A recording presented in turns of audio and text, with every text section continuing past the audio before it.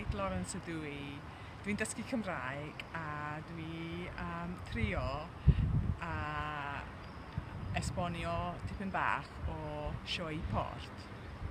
Yn y sioe PORTH, comision gan Pontio, 3 aderyn tân hedfan dros y môr, y ddinas a'r y mynyddoedd.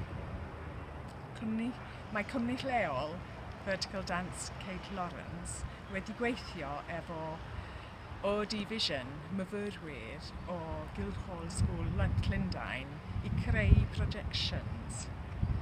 Mae'r dawn swir yn neidio i mewn i ddŵr ac yn rhoi'r goedwig ar dân efo ei adenwyd mawr.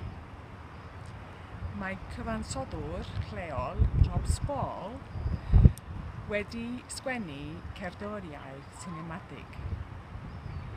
Mae gwisgoedd wedi cael ei gwneud gan Ceri Dyma, hefyd o Ogledd Cymru. Mae Dyma Kate Lawrence wedi gweithio efo dawn swir, Lindsay Butcher o Brighton a Julia Taff o Canada. Mae sioeau am ddim ar dydd Mercher, dydd Iau a dydd Gwener am 10 o'r gloch yn y nos ar y wal tu allan i Pontio. Welai chi yn fuan.